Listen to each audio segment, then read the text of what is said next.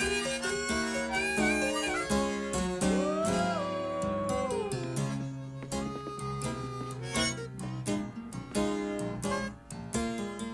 Color Purple was Steven Spielberg's first historical drama and was probably his biggest directorial departure at the time.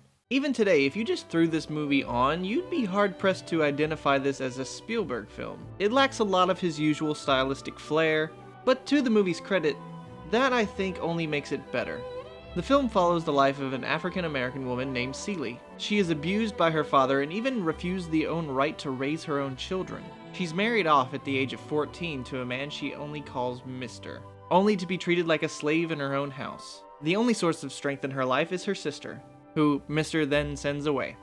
Years go by and Celie has become a subdued human being, barely a shell of her joyous self. When other women come into her life, like her stepson's strong-spirited wife, played by Oprah Winfrey, and a jazz singer and Master's old flame, Suge Avery, Celie begins to look to these women as a source of strength to eventually gain control over her life. The Color Purple has had some criticism thrust upon it for romanticizing the past, at least in its visuals.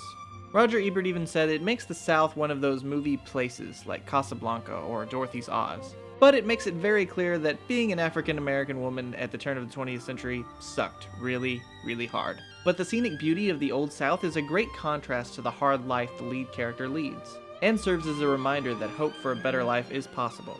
Whoopi Goldberg was a relatively new actress at the time, and she gives probably the strongest performance of her career here.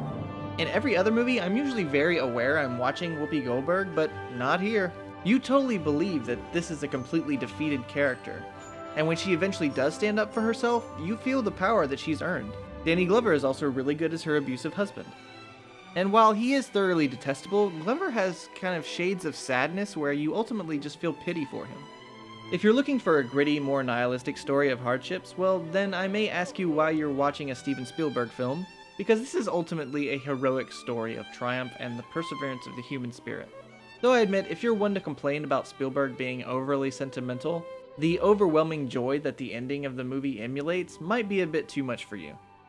Other than that, the movie has odd moments of slapstick humor that make the film feel less timeless and maybe just a product of the 1980s sensibilities.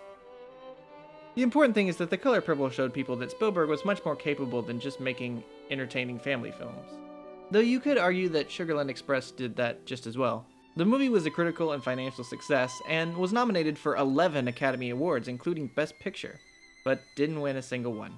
And for Spielberg being a white male, he made a very strong film about female empowerment for African Americans. And though it's a little dated and inconsistent, it's a testimony to the director's diversity. And as Roger Ebert put it, it inspires tears of happiness, and earns them.